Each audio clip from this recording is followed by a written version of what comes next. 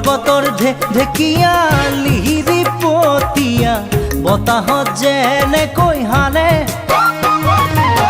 ঢোলৰে চাপৰ তোৰে লাহি কঁকাল দুচেও তিনি চেওকৈ ভাগে তোৰ দৰে নাচনি দেখি শ্ৰীকৃষ্ণই বাঁহী বজাইছিলে চাগে মোৰ মইনা ঐ